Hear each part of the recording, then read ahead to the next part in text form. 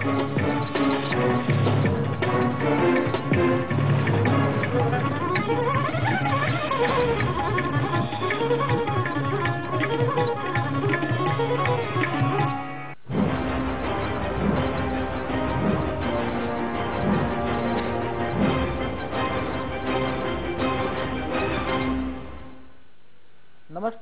जनता मांगे जवाब में आपका स्वागत है। मैं हूं प्रभु पटेरिया। दोस्तों, यूं तो सियासत ही आरोपों का संग्राम है। चुनावी रण में आरोपों के हथियार के दम पर राजनीतिक दल एक दूसरे पर निशाना साधते हैं। चुनाव के बाद विधानसभा के फोरम पर भी आरोप सवाल जवाब के दौर चलते हैं। लेकिन किसी निर्वाचित सरकार की जनता की अदालत के बाद सबसे बड़ी परीक्षा अविश्वास प्रस्ताव के दौरान ही होती है। छत्तीसगढ़ की रमन सिंह सरकार अविश्वास की इसी अग्नि परीक्षा से गुजर रही है। संख्या बल के आधार पर उसकी जीत तो तय है, लेकिन जिन आरोपों को और कमजोरियों को लेकर कांग्रेस अविश्वास जता रही है, वो मुद्दे सरकार को बचाव के लिए विवश भी कर रहे हैं। करें भी क्यों ना, क्योंकि सवाल अब सरकार की साख का जो है। आज चर्चा इसी मुद्दे पर, लेकिन पहले 10 बड़ी खबरें। कांग्रेस के अविश्वास प्रस्ताव पर छत्तीसगढ़ विधानसभा में सवाल और जवाबों का संग्राम जारी। सत्ता पक्ष ने विपक्ष की तैयारियों को बताया लचर और नीरस। रमन ने कहा, खोदा पहाड़ निकली चूहिया। 27 जुलाई को छत्तीसगढ़ युवा कांग्रेस करेगी नान दफ्तर का घेराव। रायपुर कांग्रेस भवन में बनी नई रणनीति।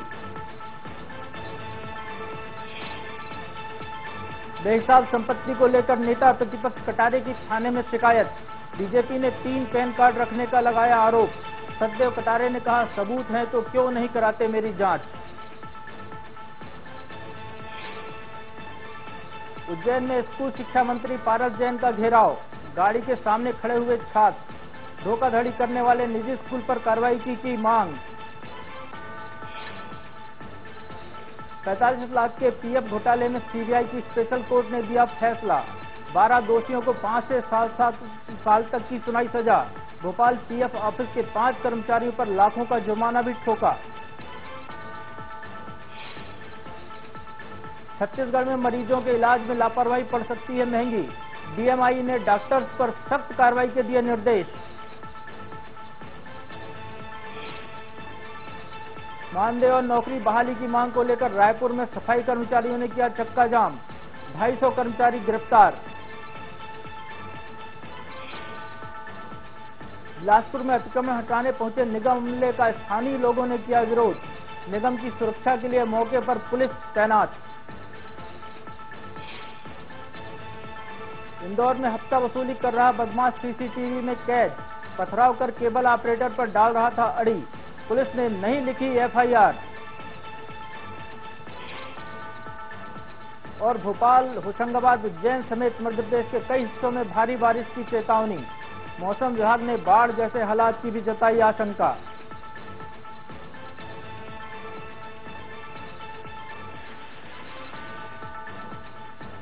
This program is sponsored by CXCT, co-sponsored by ISEC University and LNCT Group.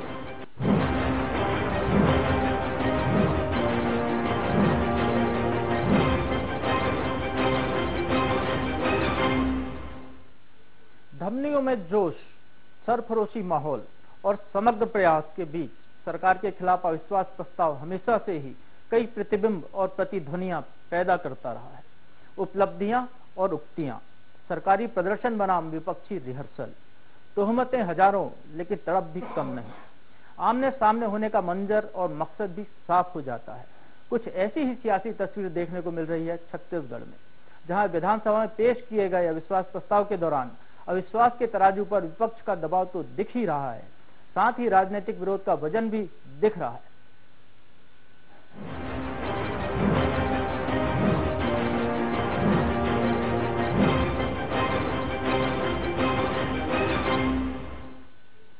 Chhattisgarh विधानसभा में अविश्वास प्रस्ताव को लेकर अभी भी गहमा गहमी का माहौल बना हुआ है। एक तरफ पूरी प्लानिंग के साथ विपक्ष के संगीन आरोपों और सवालों की बारिश कर रहा है, तो दूसरी तरफ विपक्ष के वार को विफल करने के लिए सत्ता पक्ष दमदारी से मैदान में डटा हुआ है।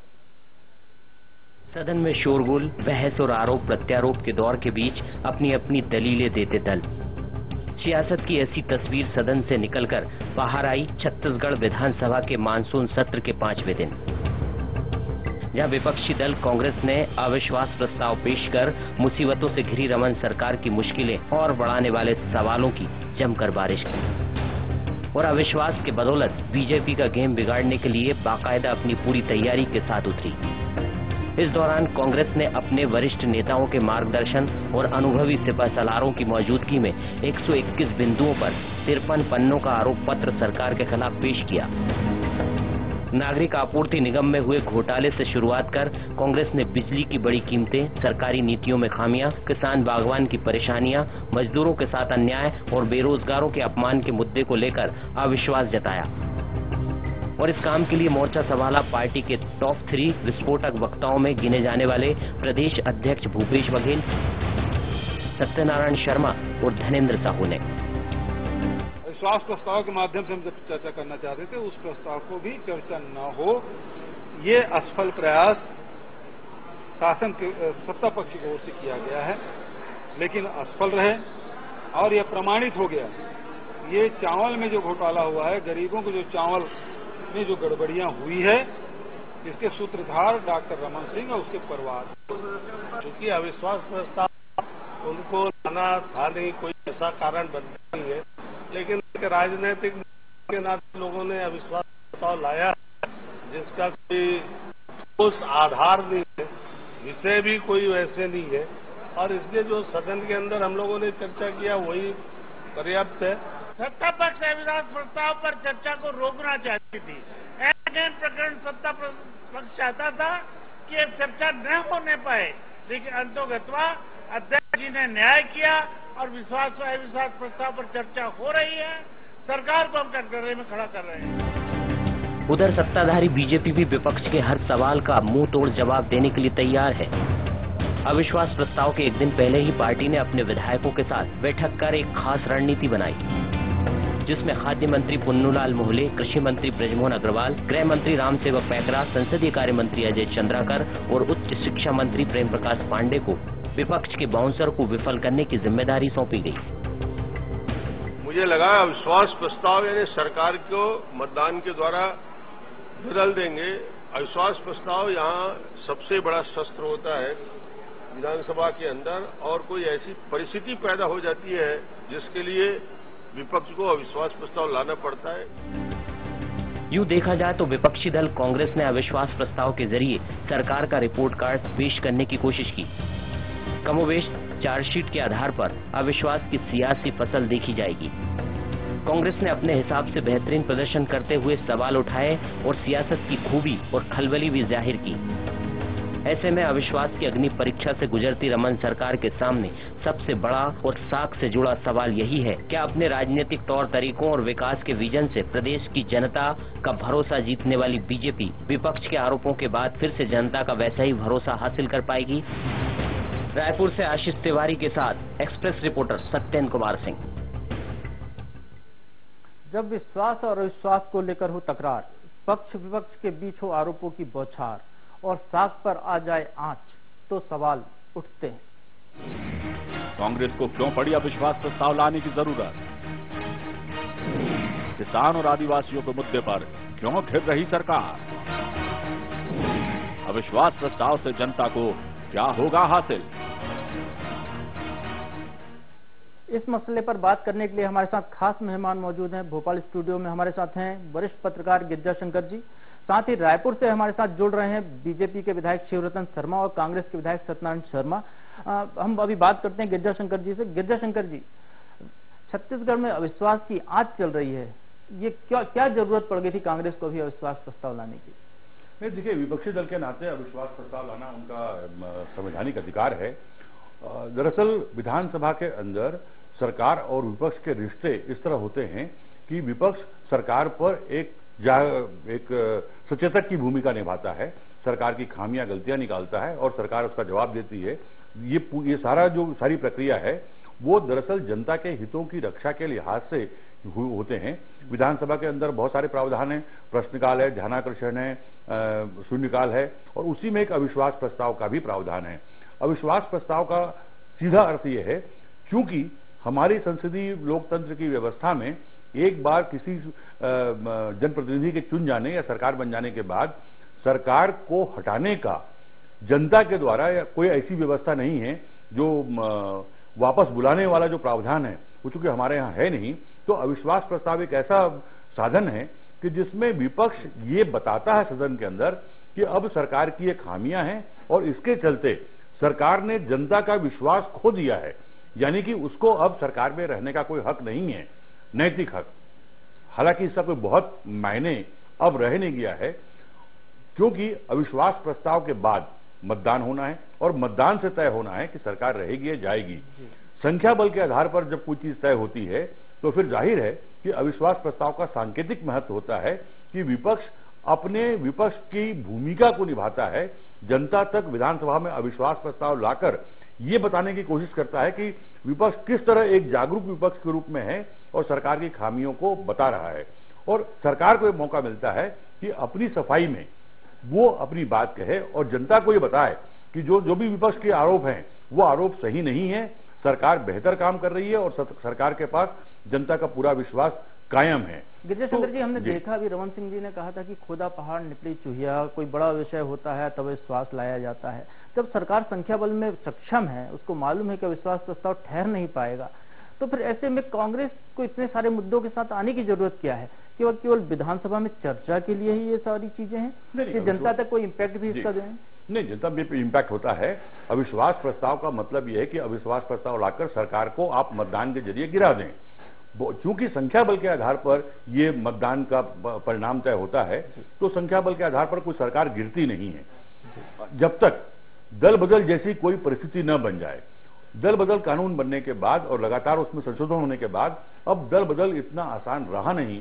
जैसा आप ख्याल होगा कि डीपी मिश्रा की सरकार दल बदल के कारण गिर गई थी कांग्रेस की। एक शिक्षा विभाग के मद को पास करने के लिए जो मतदान हुआ उसमें 36 विधायक कांग्रेस के संविद में आ गए और वो सरकार गिर गई।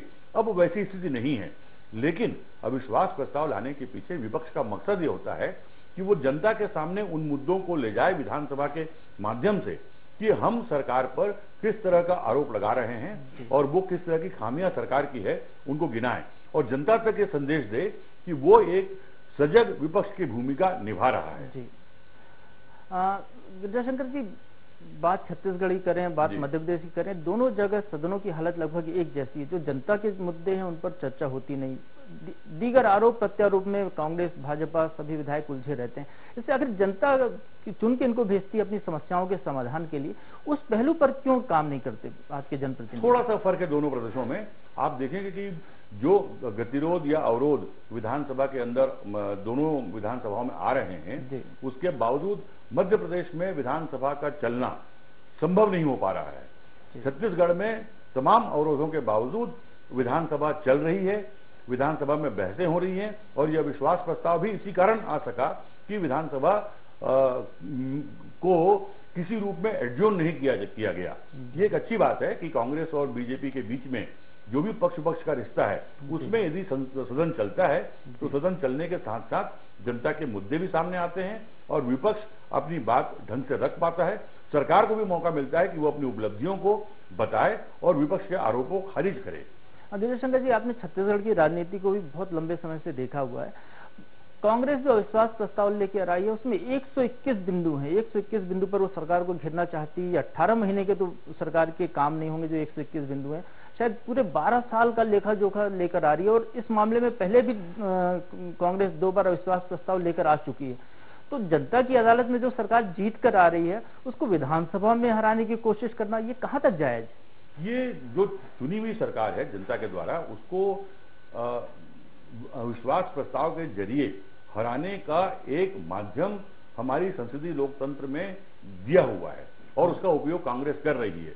जहां तक मुद्दों की बात है तो यदि वो तमाम मुद्दे जिन पर पिछले कई महीनों से बहस चल रही है, विवाद चल रही है, आरोप प्रत्यारोप चल रहे हैं, जिनकी जांच चल रही है, यदि उन्हीं मुद्दों को लेकर अविश्वास प्रस्ताव आप रखते हैं तो मुझे लगता है कि उसमें कोई दम नहीं है। और जो मुख्यमंत्री ने कहा कि खोदा पहाड़ निकली चूहिया, हो सकता है कि वो अतिशयोक्तिपूर्ण कह रहे हों, आरोप उनके कुछ गंभीर हों, लेकिन अविश्वास प्रस्ताव का जो महत्व है, यदि बार बार आप अविश्वास प्रस्ताव लाते हैं तो फिर लोगों को लगता है कि आपके पास कोई नए मुद्दे नहीं है, वही पुराने आरोपों को लेकर चल रहे हैं।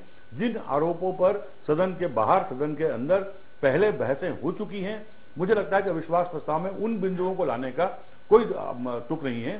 सिर्फ संख्या अधिक हो आरोपों की या उनके पन्ने अधिक हों, इससे कोई बात नहीं बनती। बात यह बनती है कि यदि अविश्वास प्रस्ताव से सरकार वाकई कटघरे में आती है और उसके लिए जवाब देना या अपना बचाव करना मुश्किल होता है, तब तो उस अविश्वास प्रस्ताव की कुछ सार्थकता है। अदरवाइज जो रूटीन में चर्चा विधानसभा के अंदर आरोप प्रत्यारोप को लेकर होती है, ये उसी तरह की चर्चा होकर रह जाएगी। जयशंकर जी, मध्य प्रदेश से अलग होकर ही छत्तीसगढ़ बना था, लगभग परिस्थितियां एक जैसी थी, यहाँ के ही नेता वहां गए, लगभग वही ट्रेंड चल रहा है राजनीति का। मध्य प्रदेश में देखें, कोई गंभीर विषय आता है तो सत्ता पक्ष के लोग ही विपक्ष पर कोई नए आरोप लगा देते हैं। यही छत्तीसगढ़ में भी हुआ। वो विश्वास प्रस्ताव लेकर आए, उससे पहले नेता प्रतिपक्ष पर विशेषाधिकार हनन का मामला आज लगा दिया गया। इसको कैसे देखते हैं आप? देखिए, छत्तीसगढ़ और मध्य प्रदेश की राजनीति में एक रूपता होने के बावजूद कुछ बुनियादी अंतर हैं। पहला तो ये कि जो विपक्ष और सत्ता पक्ष के बीच में संख्या बल के आधार पर जितना बड़ा अंतर है, उतना बड़ा अंतर छत्तीसगढ़ में नहीं है। कुछ सीटों के फासले में विपक्ष खड़ा हुआ है, तो ये जो दबाव विपक्ष का है वो इस कारण भारी हो जाता है। दूसरा, विपक्ष में जो नेता विधायक बन के आए हैं, उसमें से बहुत सारे लोग बहुत सीनियर और बहुत अनुभवी लोग हैं, जो सरकार में भी रहने का जिनको अनुभव है और पार्टी में भी और राजनीति में भी उनका एक लंबा अनुभव है। तो जाहिर है इससे सरकार पर दबाव बनता है। दूसरी बात, जो दल बदल की कार्रवाई जो छत्तीसगढ़ के निर्माण के दौरान जो शुरुआती वर्षों में जो घटना घटी, वैसी कोई घटना तो हाल पिछले कई सालों में मध्य प्रदेश में नहीं घटी है। हालांकि उसका जो खामियाजा कांग्रेस को भुगतना पड़ा, तो अब दल बदल जैसी कोई स्थिति अब रही नहीं। एक अच्छी बात छत्तीसगढ़ की विधानसभा की यह है कि तमाम आरोप प्रत्यारोप के बावजूद विधानसभा चल रही है, सत्र चल रहा है और सत्ता और विपक्ष के बीच में ये वाद विवाद, आरोप प्रत्यारोप और जवाब सवाल का सिलसिला चल रहा है, जिससे जाहिर है कि आम आदमी की समस्याओं को कहीं न कहीं विधानसभा के अंदर स्थान मिल रहा है। ये और बात है कि उन समस्याओं को निदान की ओर उस बहस के बाद ले जाने की कोशिश कितनी होती है, ये देखना है। और जहां तक आरोप प्रत्यारोप की बात है, तो आज की राजनीति में जो आप दिल्ली में देखेंगे वही हो रहा है कि आप सत्ता पक्ष पर आरोप लगाते हैं, सत्ता पक्ष उन आरोपों को खारिज न करते हुए, तर्कपूर्ण तरीके से खारिज न करते हुए वो आरोप विपक्ष पर लगाता है। और जनता ये देखती है कि कुल मिलाकर सत्ता और विपक्ष दोनों का जो चरित्र है वो एक ही है। उससे अलग कहीं जो जनता के सवाल जो हैं वो वाकई वहां दब जाते हैं कि जब एक दूसरे पर आरोप प्रत्यारोप में ही पूरी राजनीति समाप्त हो जाती है।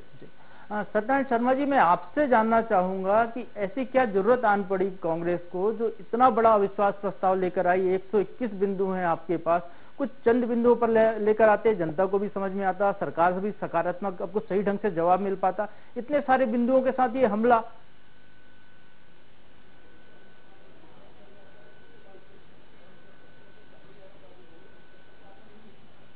आपका प्रश्न किया गया।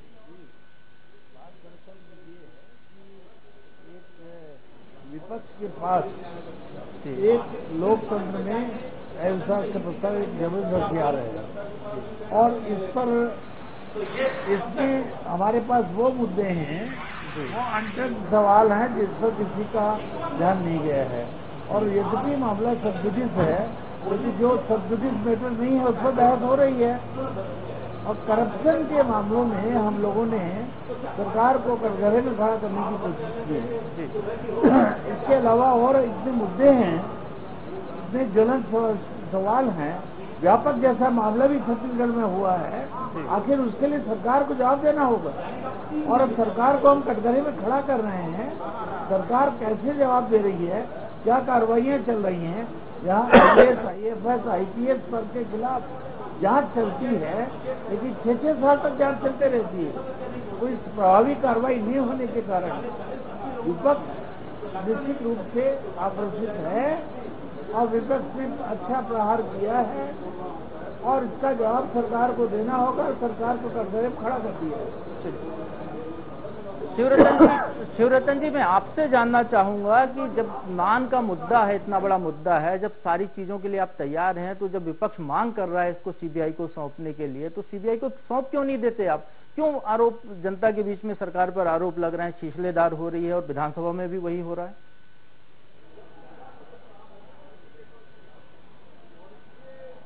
देखिए, ऐसा है, नान के मामले पे जी जो भी कार्रवाई हुई, किसी के शिकायत करने पर कार्रवाई नहीं हुई जी। माननीय मुख्यमंत्री जी ने लक्ष्य रखा कि हम छत्तीसगढ़ को जीरो टॉलरेंस में लेके आएंगे जी, और एसीबी ने स्वस्फूर्त उस पर कार्रवाई की।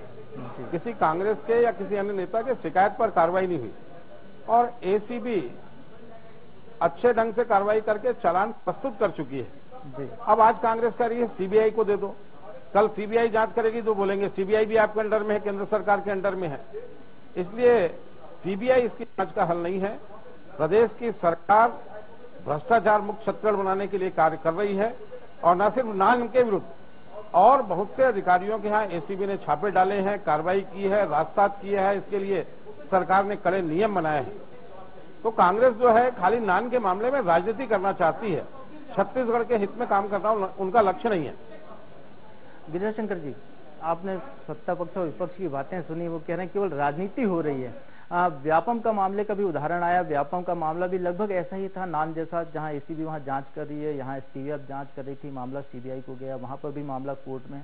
तो ये बेवजह की लड़ाई क्यों? यदि आप निष्पक्ष हैं, आप निर्दोष हैं, कोई आपके दाग नहीं है, तो जो सीबीआई जांच देने में ऐतराज क्यों होना चाहिए? नहीं, देखिए, सीबीआई जांच का आग्रह और सीबीआई को देने में ऐतराज किया है, ये बहुत मायने नहीं रखता। आप याद करें कि चाहे वो कांग्रेस हो चाहे बीजेपी हो, अपने अपने दौर में सभी सीबीआई को डिस्क्रेडिट करते रहे हैं, सभी सीबीआई को तोता बनाकर रखते रहे हैं और तोता कहते रहे हैं। और ये एक बहुत अच्छी बात है सीबीआई के लिए कि उसके बावजूद दोनों ही दलों की आस्था सीबीआई के ऊपर है और वो सीबीआई जांच की मांग करते हैं। सवाल ये नहीं है कि जांच सीबीआई से हो या कहां से हो, लेकिन यदि अविश्वास प्रस्ताव के जरिए सरकार को कटघरे में खड़े करने की कोशिश विपक्ष करती है तो उन सवालों को सरकार नजरअंदाज नहीं कर सकती। आप नान की ही बात करें तो नान में कुछ अधिकारियों के खिलाफ आरोप लगे, विपक्ष ने लगातार उनकी मांग की कि उन पर कार्रवाई की जाए, बहुत समय तक वो कार्रवाई नहीं हुई। विधानसभा सत्र के ठीक पहले सरकार ने उन अधिकारियों के खिलाफ कार्रवाई करने का फैसला किया और कार्रवाई की। तो ये जो विधानसभा जो हमारा है, वो सत्ता पक्ष और विपक्ष के बीच यही एक बेहतर स्थिति पैदा करती है कि विपक्ष के दबाव में सरकार को कई बार अपने फैसलों से पीछे हटना पड़ता है, कई बार ऐसे फैसले लेने पड़ते हैं जो वो नहीं चाहती रही है। तो इसलिए सवाल यहां पर केवल सीबीआई का नहीं है, सवाल यह है कि यदि विपक्ष का दबाव सरकार पर पड़ता है तो सरकार को अपने निर्णय पर पुनर्विचार भी करना पड़ता है और कई बार अपने निर्णयों पर वो कायम भी रहती है, टिकी भी रहती है। मुद्दा यहां पर यह है कि इन अविश्वास प्रस्ताव के आरोप प्रत्यारोप और जवाब के बीच में जो आपने शुरू में कहा, जो जनता के आम सवाल हैं, जो आम जनता की बेहतरी से जुड़े हुए सवाल हैं, उनके दुख दर्द हैं, उनकी आशा आकांक्षाएं हैं, उनका कितना उनको स्थान मिल पाता है, ये महत्वपूर्ण है। चलिए, हमारे साथ ब्रजमोहन अग्रवाल जुड़े हुए हैं, छत्तीसगढ़ के कृषि मंत्री। ब्रजमोहन जी, आपका स्वागत है हमारे इस कार्यक्रम में। चलिए, नमस्कार, धन्यवाद जी। नमस्कार ब्रजमोहन जी। ब्रजमोहन जी, ऐसा क्या है आप जो आपकी सरकार को विश्वास झेलना पड़ रहा है? आप इतना अच्छा काम कर रहे हैं, इतना अच्छा प्रचार कर रहे हैं आपकी सरकार, उसके बावजूद अविश्वास का मुद्दा आपके सामने आ रहा है? अविश्वास झेलना नहीं पड़ रहा है, हमारे ऊपर तो जनता का विश्वास है, परंतु कांग्रेस पार्टी ने जो पूरे देश में एक रणनीति तय की है कि सत्ता से हटने के बाद उनमें जो तिलमिलाहट है जी, और उसके कारण चाहे वो राजस्थान में हो, चाहे मध्य प्रदेश में हो, चाहे देश की संसद में हो, चाहे छत्तीसगढ़ में हो, वो एक रणनीति के तहत आरोप लगा रहे हैं। परंतु इन आरोपों से हमारा बहुमत है। कोई अविश्वास प्रस्ताव में चर्चा होगी, चर्चा के बाद सरकार तो हमारी ही रहेगी। लेकिन ब्रजमोहन जी, ऐसा क्या जरूरत पड़ गई आपको कि जो अविश्वास प्रस्ताव लेकर आए थे उनके खिलाफ ही आप विशेषाधिकार हनन का मामला ले आए विधानसभा में? कि उन्होंने विशेषाधिकार भंग का काम किया है। उनके द्वारा ये एक पार्लियामेंट्री सिस्टम में कि जो विषय हम सदन में उठाते हैं उस विषयों का डिटेल्स जब तक सदन में चर्चा नहीं हो जाए तब तक बाहर नहीं जाना चाहिए, और उन्होंने इसको सदन का जो विशेषाधिकार है उसको भंग किया है, और इसलिए हम लोगों ने सदन में ये मुद्दा उठाया। अब ब्रजमोहन जी, अभी शिवरतन शर्मा जी हमारे साथ जुड़े हुए हैं, वो कह रहे थे कि नान का मामला है, उसमें सरकार ने एसीबी से जांच दी, मतलब सरकार ने भी माना है कि उसमें घोटाला तो हुआ ही है। जब विपक्ष मांग कर रहा है कि इसकी एक निष्पक्ष एजेंसी से जांच हो जाए, तो जांच सौंपने में क्या हर्जा है? आप निर्दोष हैं, आप लोगों ने कोई गड़बड़ नहीं की है, सब चीजें खुली किताब है, तो जांच के लिए सौंप दीजिए। नहीं, सौंप दिया है हमने, एसीबी को सौंप दिया है। सीबीआई की मांग हो रही है। ये किसी की शिकायत पर जांच नहीं हुई है जी। ये जो जांच हुई है ये सरकार ने स्वयं मोटो एसीबी ने जांच की है जी। 12 लोगों के खिलाफ में प्रकरण दर्ज किया है। उन्होंने 12 लोग जेल में हैं। 2 IAS अधिकारियों के खिलाफ में भी केंद्र सरकार से अनुमति मांगी गई है, और जिस न्यायालय में चालान प्रस्तुत हो चुका है तो उसके बाद चालान प्रस्तुत होने के बाद जो भी निर्णय करेगा वो न्यायालय करेगा, वो सरकार उसका निर्णय नहीं करेगी। अगर कांग्रेस पार्टी चाहती है तो न्यायालय में जाकर इस मांग को कर सकती है, और न्यायालय को लगेगा कि इसकी जांच ठीक से नहीं हुई है तो न्यायालय स्वयं उसका निर्देश दे सकता है, न्यायालय स्वयं उसको कॉग्निजेंस लेकर अन्य किसी एजेंसी से जांच आ सकता है। अब ये प्रीव्यू न्यायालय का है चालान प्रस्तुत होने के बाद, और सरकार को इस पर कोई निर्णय लेने की आवश्यकता नहीं, क्योंकि सरकार कार्रवाई कर रही है। ब्रजमोहन जी, 121 बिंदुओं पर आरोप लगे हैं, मतलब कहीं तो कुछ गड़बड़ होगी ना सरकार के पक्ष से, जो इतने सारे बिंदु कांग्रेस लेकर आई है, पूरे हवाई बिंदुओं पर ही कांग्रेस आ गई आपको हमला करने के लिए। है विपक्ष का धर्म है कि वो आने वाले समय पर चुनाव में अपना जनाधार बनाने के लिए सरकार पर इस प्रकार के आरोप लगाती है, और मुझे लगता है वो इतना लचर अविश्वास प्रस्ताव है।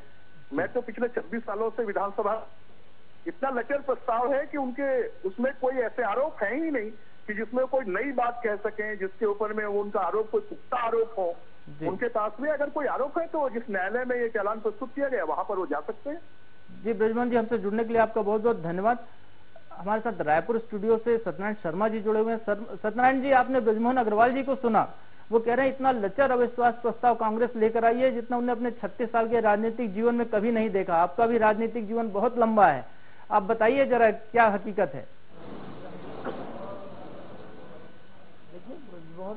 ब्रजमोहन जी को यही बात कहनी चाहिए क्योंकि वो सत्ता पक्ष से जुड़े हैं, लेकिन जहाँ तक शिवरतन शर्मा जी ने कहा कि छापे पड़े हैं, एसीबी के छापे पड़े हैं, छापे पड़े हैं इसका मतलब करप्शन है। करप्शन नहीं होता तो छापे पड़ने की जरूरत नहीं थी। जहाँ करप्शन होता है वहीं छापे डाले गए हैं, डाले जाते हैं, और इस प्रदेश में कई अघोषित संपत्तियां प्राप्त हुई हैं छापों में। करप्शन है, चरम सीमा पर है, हर विभाग में है।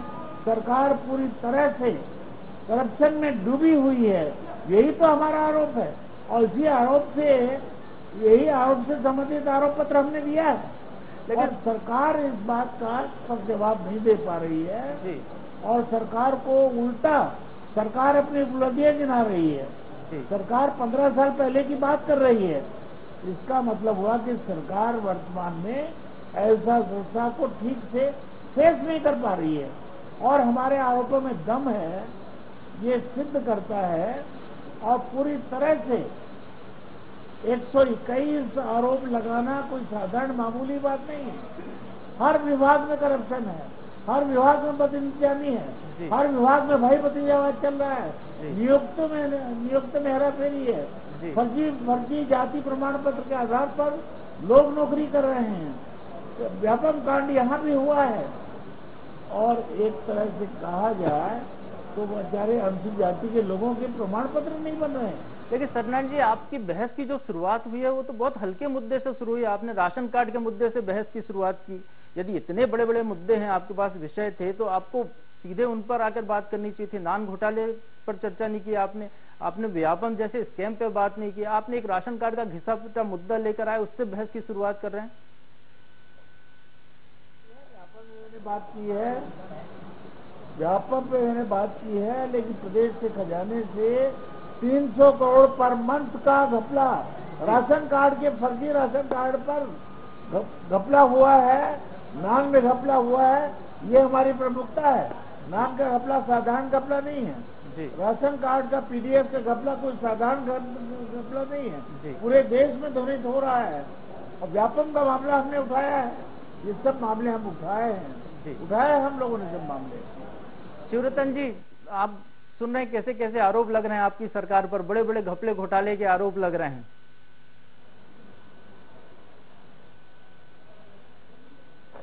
ऐसा है, कांग्रेस ने जो आरोप पत्र दिया है, ये आरोप लगाने के लिए आरोप लगाए गए जी। अगर कांग्रेस के पास किसी भी आरोप के प्रमाणित करने के लिए कोई दस्तावेज होता जी, तो वो विधानसभा में उस दस्तावेज को प्रस्तुत करते जी। ये वास्तव में 121 पॉइंट के जो आरोप पत्र प्रस्तुत किया है जी, ये खाली राजनीति करने के लिए प्रस्तुत किया है। और मैं तो फिर से चुनौतीपूर्वक कहता हूं कि अगर कांग्रेस के पास किसी आरोप को प्रमाणित करने का दस्तावेज है तो उस दस्तावेज को प्रस्तुत करे, पर इनके पास है नहीं, खाली आरोप लगाना है, इसलिए आरोप लगा रहे हैं। चलिए, इसका फैसला तो अविश्वास पर जो मतदान होगा तब तक हो जाएगा। हमारे साथ एक दर्शक जुड़े हुए हैं जी, अपना सवाल कीजिए। हाँ, कांग्रेस हताशा में बीजेपी सरकार पे लांछन लगा रही है, इससे जनता का कोई फायदा नहीं है। और इन्होंने बीच में बंदी करवाया पूरे शहर पूरे राज्य की जो है, और इससे रोज रोज की बंदी करा करके, और उन्होंने 60 साल का इन्होंने जो गुनाह किया हुआ है, बीजेपी को ये शासन नहीं करने देना चाहती है, विकास नहीं करने देना चाहती है जी। ये कांग्रेस के लोगों को समझना चाहिए, मुझको समझना चाहिए और जवाब देना चाहिए जनता के प्रति। सत्यनारायण जी, आपसे जानना चाहेंगे, दर्शक सवाल कर रहे हैं कि कांग्रेस जो है बीजेपी को शासन नहीं करने देना चाह रही है। 60 साल तक आपने शासन किया, बीजेपी अच्छा शासन कर रही है, तो आपको इतराज हो रहा है। कार्ड होल्डर है क्या जी? दर्शक का सवाल है ये। हो सकता है, मुझे लगता है कि दर्शक भारतीय जनता पार्टी का एक क्रियाशील सदस्य हो सकता है, इसलिए इस तरह की बात कर रहा है। निष्पक्षता के साथ बात करे जी, निष्पक्षता से बात करेगा जी। और आम जनता इसे देख रही है तो दर्शक का क्या हाल होगा जनता बताएगी जी। गजेश शंकर जी, आपने सबकी दर्शक का सवाल जो है वो यदि कहा जाए तो वो ठीक भी है। यदि कांग्रेस बीजेपी को सत्ता नहीं देखना चाहती, नहीं रखना चाहती, तो उसमें गलत क्या है? एक कोई भी विपक्षी दल किसी भी अपने प्रतिनिधि दल को सत्ता में क्यों देखना चाहेगी? ये तो राजनीति है ना। दिक्कत दरअसल क्या है, देखिए, ये जो अविश्वास प्रस्ताव को लेकर जो लचर कहा जा रहा है या आरोपों को बहुत मामूली आरोप कहा जा रहा है, उसके पीछे कारण ये है कि पिछले कई सालों से हमारा अनुभव ये रहा है कि चाहे विपक्ष में बीजेपी रहे चाहे कांग्रेस रहे, जितना होमवर्क उनको करना चाहिए उतना होमवर्क हो नहीं पाता, और इसीलिए उनके बहुत सारे आरोप जो हैं अमूर्त हो जाते हैं। भ्रष्टाचार है, भ्रष्टाचार किस सरकार में नहीं रहा है, और छापे किस सरकार में नहीं पड़े, ये तमाम चीजें बहुत अमूर्त हैं। सवाल यहां पर यह है कि जब तक के बहुत ठोस सबूतों के साथ आरोप नहीं लगेंगे तो सत्ता पक्ष को कटघरे में खड़ा करने की तमाम कोशिशें बेकार हो जाएगी और सरकार बेल आउट हो जाती है। दूसरी बात यह है कि अब अविश्वास प्रस्ताव, सदन की कार्रवाई, आरोप प्रत्यारोप, इनका अब बहुत सांकेतिक महत्व ही रह गया है। कोई भी सरकार सबूतों के साथ भी यदि आरोप पेश किया जाए तो कोई भी सरकार उस आधार पर अपने किसी मंत्री पर, अपने किसी अधिकारी पर कार्रवाई करने की कोशिश नहीं करता, वो हमेशा बचाव की कोशिश करता है, और इसीलिए अदालतों की सक्रियता बढ़ गई।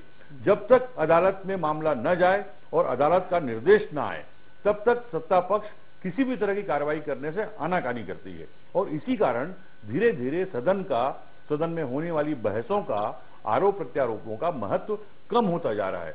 यदि सत्ता पक्ष बार बार ये कहता है विपक्ष के साथ कि आपके पास सबूत हो, अदालत में जाइए, आप कोर्ट में जाइए, तो जब ये सारी चीजें कोर्ट में होने लगेगी तो फिर विधानसभा और चुने हुए प्रतिनिधियों का कोई बहुत अर्थ रह नहीं जाएगा।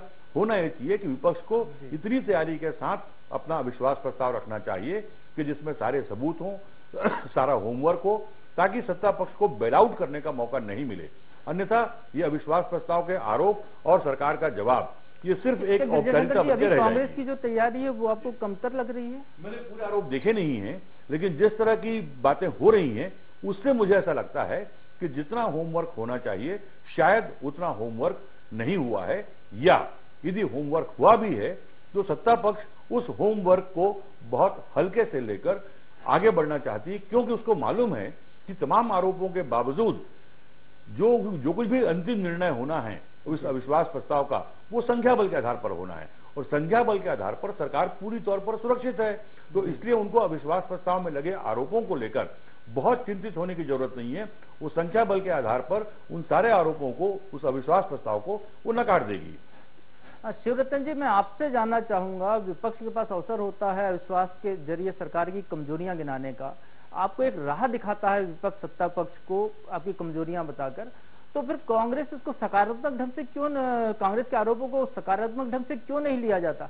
क्यों उनको बोलने का अवसर नहीं दिया जाता कि आप उनको बोलने का पर्याप्त अवसर दे? क्यों उनको डराने धमकाने का प्रयास किया जाता है, जैसा कि अभी आज ही किया गया विशेषाधिकार हनन का एक प्रस्ताव लाकर?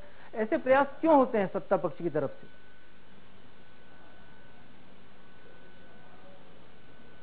देखिए, अभी गिरिजा शंकर जी ने एक बात कही कि विपक्ष को अविश्वास प्रस्ताव प्रस्तुत करते समय दस्तावेज प्रमाण के रूप में देना चाहिए।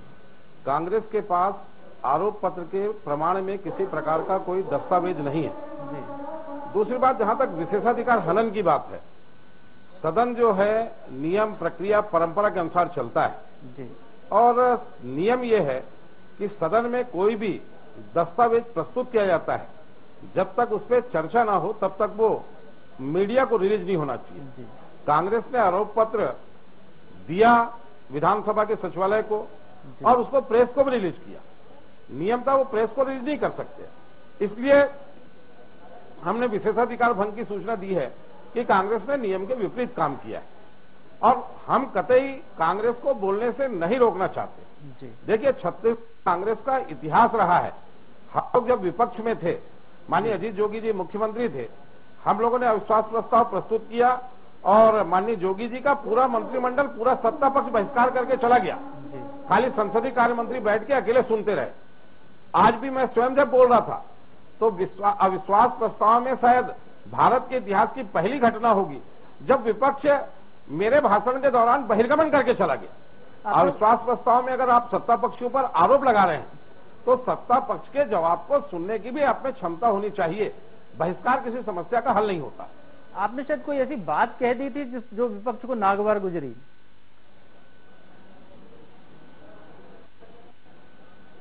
नहीं, मैंने लोकसभा में जो एक चर्चा हुई थी, प्रताप सिंह कैरो जब पंजाब के मुख्यमंत्री थे और भाखड़ा नंगल बांध के संबंध में, उसमें माननीय जवाहरलाल जी नेहरू का एक वक्तव्य लोकसभा में आया था।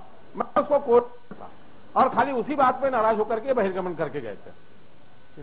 गिरिजा शंकर जी, बहस का ये स्तर कहाँ ले जा रहा है? यदि जनता के हित में यदि बहस हो रही है, अविश्वास प्रस्ताव आ रहा है, जनता के नाम पर आ रहा है, तो फिर ये ऐसे आरोप प्रत्यारोप, बहिर्गमन, चर्चा न होने देना ठीक है कि जनता के नाम पर तो राजनीति होती है। आखिर जो लोग भी राजनीतिक दल हैं, राजनेता हैं, वो तमाम जो है वो जनता के प्रतिनिधि होते हैं, तो जनता के सवालों को लेकर ही वो राजनीति करते हैं। लेकिन मुझे लगता है कि इसमें राजनीति कुछ अधिक हो जाती है और जनता के सवाल उसमें गुम होने लगते हैं। जहां तक कांग्रेस के आक्रामक होने का सवाल है, तो कांग्रेस को आक्रामक होने की स्थितियां है।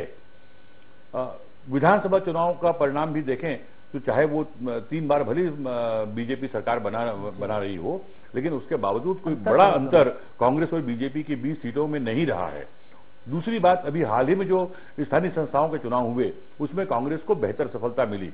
जाहिर है कांग्रेस उत्साह में है और वो कांग्रेस अपने इस उत्साह को, अपनी सक्रियता को आने वाले चुनाव, हालांकि उसके लिए भी 3-3.5 साल का वक्त है, लेकिन उस अपनी सक्रियता को, आक्रामकता को बनाए रखना चाहती है, ताकि उस उत्साह के साथ यदि उनकी पार्टी में, उनके कार्यकर्ताओं में, उनके रैंक एंड फाइल में यदि एकजुटता बनी रहती है, लोगों में ये संदेश जाता है कि विपक्ष बहुत आक्रामक है, बहुत सजग है और लोगों के हितों को लेकर वो सरकार से टकराव मोल ले रही है, तो जाहिर उनको आने वाले समय में चुनाव में फायदा दिखता है। इसलिए उनकी जो आक्रामकता है वो स्वाभाविक भी है और जायज भी है।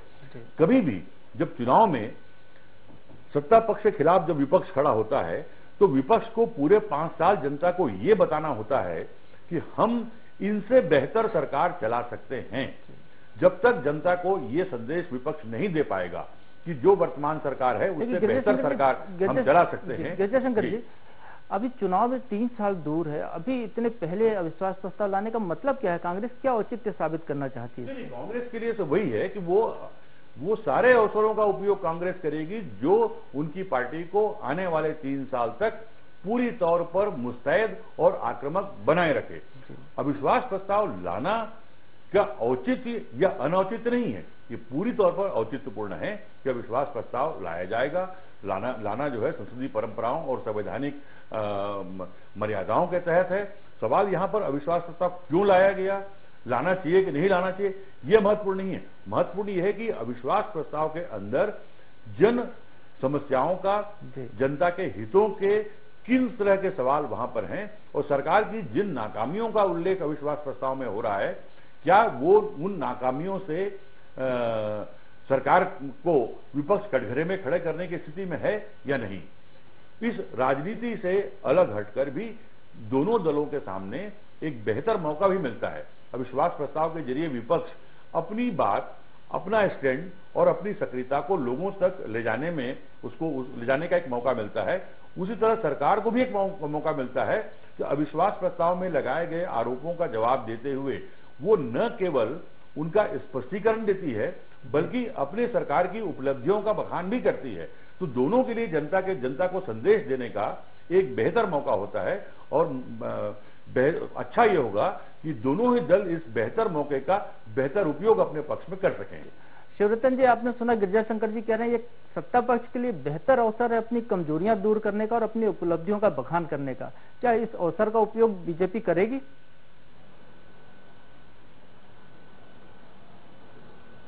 बिल्कुल, भारतीय जनता पार्टी इस अवसर का उपयोग कर रही है। आज सदन में हमारे जितने वक्ता हैं वो जहां एक तरफ अपनी सरकार की उपलब्धियों को सबके सामने रख रहे हैं, सदन में रख रहे हैं, वहीं हमसे जो कमजोरियां कहीं रही होगी उसको ठीक भी किया गया है। चलिए, हमारे साथ एक दर्शक जुड़ गए बिलासपुर से, अरुण तिवारी जी। तिवारी जी, आपका स्वागत है। तिवारी जी, अपना सवाल कीजिए। धन्यवाद। मेरा सवाल शिवरतन शर्मा जी से है। जी, कांग्रेस क्या कह रही है सदन में, ये मैं उस पर नहीं जा रहा हूँ जी। मैं इतना जानता हूँ कि इस चुनाव के तत्काल बाद जी रायपुर के सांसद वरिष्ठ भारतीय जनता पार्टी के नेता जी रमेश बैस जी ने कहा कि भाजपा के बड़ी संख्या में विधायक क्यों चुनाव हार गए, इसका परीक्षण होना चाहिए, विश्लेषण होना चाहिए। धर्मलाल कौशिक जो भाजपा के प्रदेश अध्यक्ष हैं, उन पे भी तो लोगों ने विश्वास किया, वो चुनाव हारे। ज्यादा संख्या में बीजेपी के विधायक हारे। अरुण जी, ये सवाल विधानसभा में जो विश्वास प्रस्ताव आया इससे कहीं कोरिलेट नहीं हो रहा है आपका सवाल? विश्वास प्रस्ताव में मुद्दा शामिल है कि बहुत बड़ी संख्या में प्रदेश की जनता ने अविश्वास किया है, लेकिन सरकार, उसी जनता ने उनको आपसे ज्यादा जिताकर सरकार में बिठाया है। ये मुद्दा नहीं है।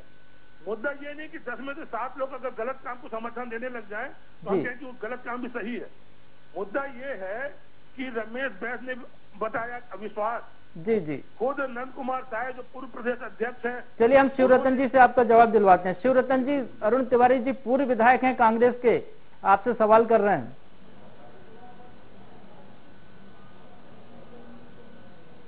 ऐसा है, तिवारी जी का जो प्रश्न है जी, वो उनकी राजनीति से प्रेरित प्रश्न है। जी, भारतीय जनता पार्टी ने 2003 में 50 सीटें जीती, 2008 में 50 सीटें जीती और 2013 में हमने 49 सीटें जीती।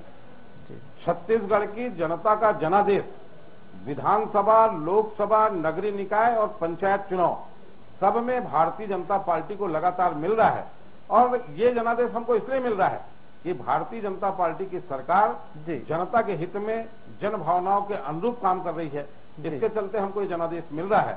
इसलिए अरुण तिवारी जी का ये कहना कि भाजपा के विधायक क्यों ज्यादा हार गए, अरे भैया, भाजपा के विधायक अगर ज्यादा हारते तो हमारी सरकार कैसे बनती? बिल्कुल। चलिए, कांग्रेस के कैंडिडेट हमारी तुलना में ज्यादा हारे। जी, हम 90 में 49 सीट जीत करके आए, इसलिए हमारी सरकार बनी। अरुण तिवारी जी का सीधा सीधा ये जवाब है। चलिए, सत्यनारायण जी, मैं आपसे जानना चाहूंगा, आपकी इस कवायद से कांग्रेस को कोई संजीवनी मिलने की दिशा मिल रही है कि आपको कुछ ऐसे आसार दिख रहे हैं कि कांग्रेस बहुत बेहतर प्रदर्शन कर लेगी, अगले चुनाव तक आप ये टेम्पो बनाकर रख पाएंगे? कांग्रेस कांग्रेस पार्टी ने आक्रामक रूप अपनाया है और पूरी ताकत के साथ सरकार को कटघरे में खड़ा कर दिया है, सरकार को बेनकाब किया है। सरकार ने जहां जहां गड़बड़ियां की, इन सब बातों का उल्लेख हम लोगों ने किया है। कोई बात अंतर्गत नहीं रहा जहां सरकार को हमने नंगा नहीं किया है। और एक तरह से देखा जाए तो सरकार पूरी तरह से सही उत्तर देने में असफल साबित हुई है। सरकार पूरी तरह से भ्रष्टाचार में आकंठ तक डूबी हुई है, ये हमने सिद्ध कर दिया है। भारतीय जनता पार्टी से माने ना माने, एक आम जनता इसे मान रही है और आने वाला नतीजा इस बात को सिद्ध करेगा कि भारतीय जनता पार्टी कहाँ खड़ी है और कांग्रेस कहाँ खड़ी है। देखिए सत्यनारायण जी, भारतीय जनता पार्टी के सेनापति 12 साल से वही एक रमन सिंह चले आ रहे हैं। आप जितने बार उनसे सदन के अंदर और सदन के बाहर लड़ने आए, आपका सेनापति हर बार बदलता रहा है। कांग्रेस की कमजोरी नहीं है ये?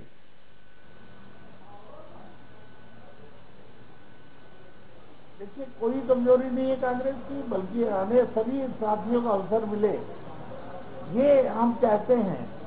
बल्कि किसी की मोनोपोली ना हो, ये हम चाहते हैं। यहाँ तो एक ही आदमी चला रहा है इतने लंबे समय से, इसको लेकर भी अंतर्विरोध है। और अंतर्विरोध का क्या अर्थ होगा ये तो समय बताएगा। इंतजार करना चाहिए, प्रतीक्षा करना चाहिए। लोग अंदर ही अंदर घुटन महसूस करते हैं और एक दिन घुटन ये सामने आएगी जनता के सामने। क्या बीजेपी के विधायकों में घुटन देखते हैं आप? सत्यनारायण जी, गिरजा शंकर जी का सवाल है कि अब बीजेपी के विधायकों में आप घुटन देखते हैं, जो अभी आपने कुछ इशारा किया इस बारे में, और क्या उस घुटन का कोई लाभ आप लेने की तैयारी में हैं? निश्चित तौर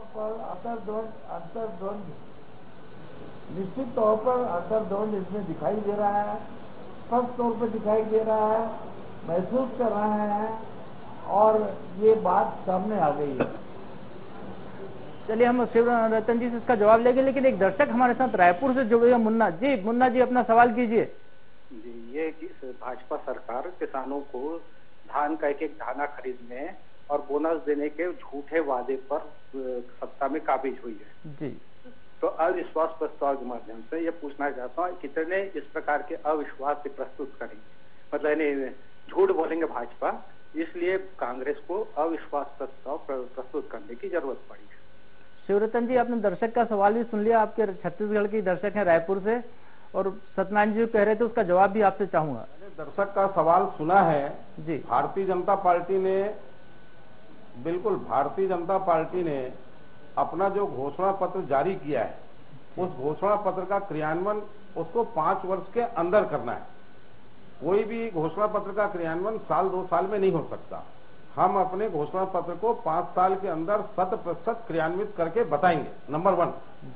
नंबर 2, धान खरीदी की जब बात होती है तो छत्तीसगढ़ राज्य निर्माण के पश्चात कांग्रेस धान खरीदी करती थी किसान से एकड़ में 5 क्विंटल। आज हमारी सरकार ने धान खरीदी की है किसान से एकड़ में 15 क्विंटल। कांग्रेस के राज में 7 लाख किसानों से धान खरीदा गया, हमारी सरकार ने इस साल 12 लाख किसानों से धान की खरीदी की है। लेकिन उसमें नान घोटाला नहीं हुआ था शिवरतन जी? जो भी बातें कही है 5 साल के अंदर उसको क्रियान्वित करेगी, आप निश्चिंत रहें जी।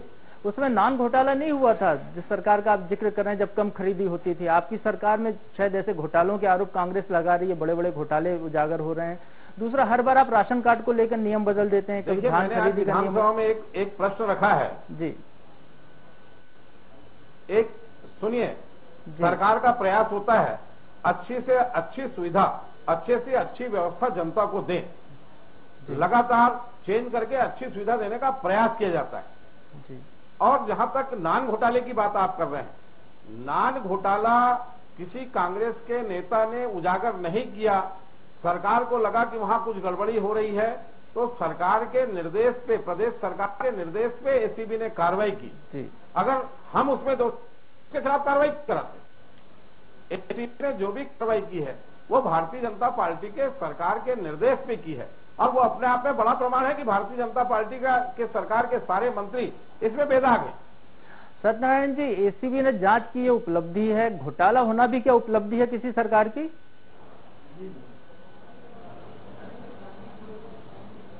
देखिए, ये माने उनको मुबारक हो इस तरह। नहीं, मैंने घोटाले को उपलब्धि नहीं बताया। आप मेरी बात को समझ लीजिए। मैंने ये कहा है ECB की जांच कहा है कि वहाँ गड़बड़ी की शिकायत मिली तो हमारी सरकार ने वहाँ कार्रवाई की, किसी नेता के कहने से कार्रवाई नहीं की। जी जी जी सत्यनारायण जी, आप ये कहना चाह रहे हैं कि घपला है, गड़बड़ी है, बेईमानी है, तभी इतनी बड़ी राशि नकद कार्यालय के अंदर राशि प्राप्त हुई, उसका हिसाब किताब प्राप्त हुआ, पेन ड्राइव में सब स्टेटमेंट, सब रिकॉर्ड है, सब चीजें। और ये वर्षों 2004 से चला रहा है। 25 लाख राशन कार्ड फर्जी बने, उसका राशन उठा लिया गया। 11,000 राशन दुकानदारों ने प्रतिमाह 300 करोड़ का घपला किया। और ये इसीलिए हम कह रहे हैं कि घोटालों की सरकार तभी तो कहा जा रहा है इसे। जी। और किसानों को बोनस नहीं दिया, 2100 रुपए समर्थन धान खरीदेंगे, इसकी पहल करेंगे, कोई पहल नहीं की। 5 और 5 तक का बिजली का कनेक्शन मुफ्त में नहीं दिया। इस तरह की वादा खिलाफी करने की आदत इस सरकार की बन गई है। हर किसान नाराज है, मजदूर नाराज है, हर तरह से सभी परेशान है। जी शिवरतन जी, मैं आपसे, क्योंकि समय समाप्त हो रहा है, मैं आपसे जानना चाहूंगा कि ये पूरा जो अविश्वास का जो और विश्वास की जो लड़ाई चल रही है, ये क्या छत्तीसगढ़ के हित में है? आप इससे कुछ सबक लेकर आगे छत्तीसगढ़ की बेहतरी का काम करेंगे?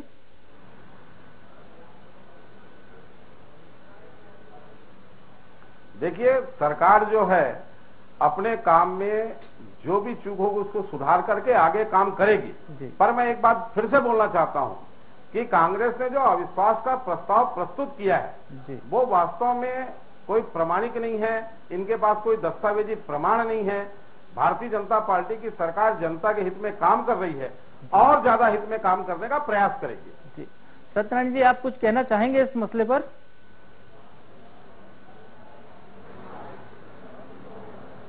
देखिए, बात बहुत सीधी है।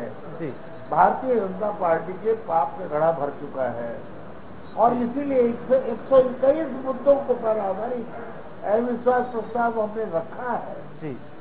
53 पेज का ऐसा प्रस्ताव रखा है।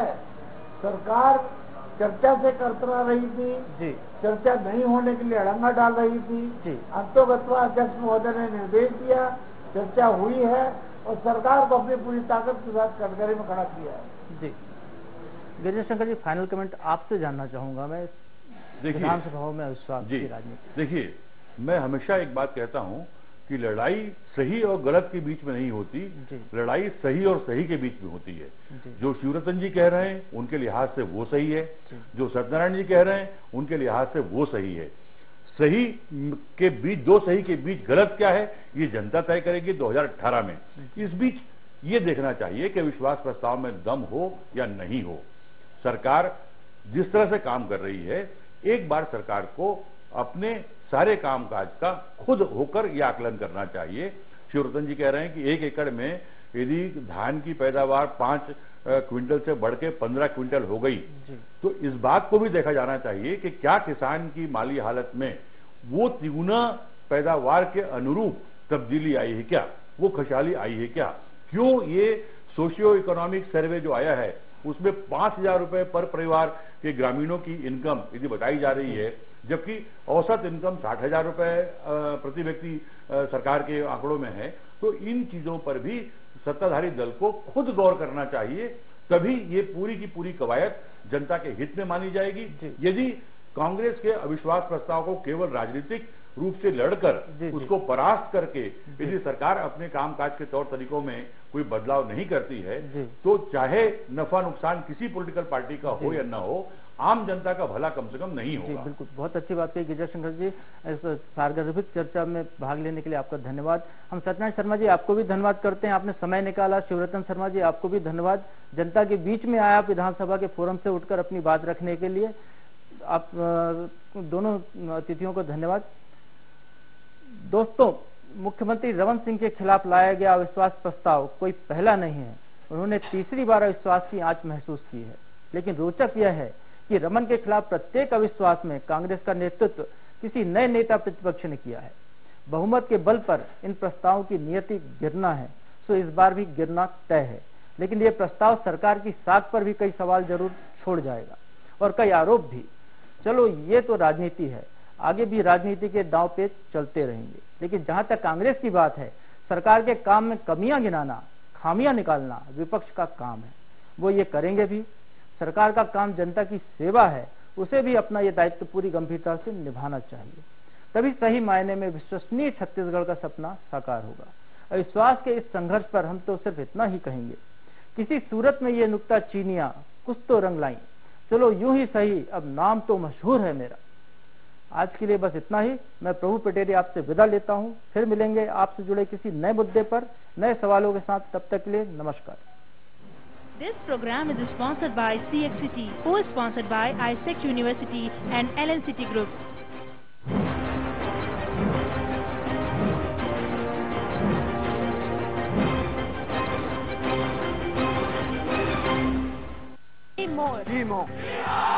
शुरुआत करें एक नए दौर का। चुनिए अनेक पाठ्यक्रमों में से अपनी काबिलियत का मंच। Confident, capable, cultured. अब आपकी बारी है। ये है पहचान doctor CV Raman university graduate की। आईसेक्ट यूनिवर्सिटी एनएसडीसी से संबद्ध मध्य प्रदेश का पहला विश्वविद्यालय। इंटरनेशनल पार्टनरशिप 6 देशों के साथ। ये अवार्ड्स हमें स्थापित करते हैं सर्वोच्च शिखर पर। प्रतिभाओं को हम देते हैं भरपूर विस्तार। अपने सपनों से बातें करें, बस एक कदम बढ़ाइए आईसेक्ट यूनिवर्सिटी की तरफ। हो पहचान अपनी बनाएंगे, आईसेक्ट में आ गए हैं तो बेस्ट एजुकेशन पाएंगे। सीएक लाए है 5 प्रोजेक्ट में शुभम से स्वामित्व के साथ लाभ ही लाभ। सीएक औद्योगिक क्षेत्र, धार्मिक पर्यटन, सीएक agro, energy capital of India, सीएक सैटेलाइट सिटी भोपाल। सिर्फ 2 से 3 लाख के पेमेंट कर, शेष 2 से 5 साल की किस्तों में। सीएक 26 वर्षों से प्रतिष्ठित मध्य प्रदेश की सफल स्थानीय कंपनी। अधिक जानकारी के लिए संपर्क करें। कॉन्टैक्ट 9098991000।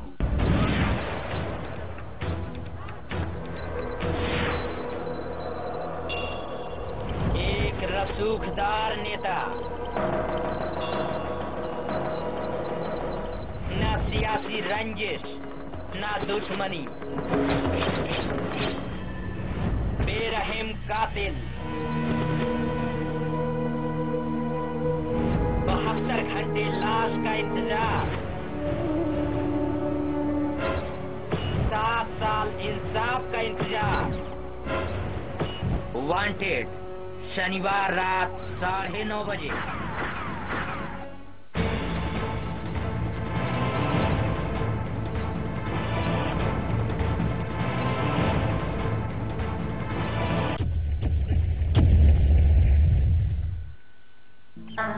वो नई उजली किरण, वो महकते गुलशन, वो गंगा जमुनी तहजीब, वो पहली दस्तक, वो मासूम उबासी, वो उंगली थाम कर चलता बचपन, नए दिन का खुशनुमा आगाज। एक्सप्रेस सवेरा, एक ही सुबह 8 बजे।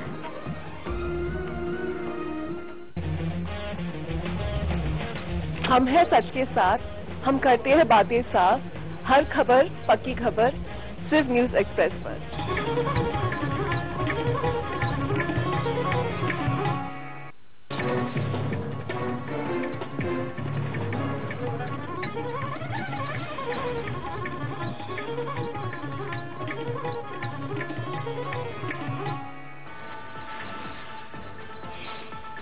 कांग्रेस के अविश्वास प्रस्ताव पर छत्तीसगढ़ विधानसभा में सवाल और जवाबों का संग्राम जारी। सत्ता पक्ष ने विपक्ष की तैयारी को बताया लचर और नीरस। रमन ने कहा, खोदा पहाड़ निकली चुहिया। 27 जुलाई को छत्तीसगढ़ युवक कांग्रेस करेगी नान दफ्तर का घेराव। रायपुर कांग्रेस भवन में बनी नई रणनीति। बेहिसाब संपत्ति को लेकर मध्य प्रदेश नेता विपक्ष कटारे की थाने में शिकायत। बीजेपी ने 3 पैन कार्ड रखने का लगाया आरोप। कटारे ने कहा, सबूत है तो क्यों नहीं कराते मेरी जांच। उज्जैन में स्कूल शिक्षा मंत्री पारस जैन का बच्चों ने किया घेराव, धोखाधड़ी करने वाले निजी स्कूल पर कार्रवाई की रखी मांग। 45 लाख के पीएफ घोटाले में सीबीआई की स्पेशल कोर्ट ने दिया फैसला, 12 दोषियों को 5 से 7 साल की सजा, जुर्माना भी लगाया। छत्तीसगढ़ में मरीजों के इलाज में लापरवाही पड़ सकती है महंगी, डीएमई ने डॉक्टरों पर दिए सख्त कार्रवाई के निर्देश। मानदेय और नौकरी बहाली की मांग को लेकर रायपुर में सफाई कर्मचारियों ने किया चक्का जाम, 2.5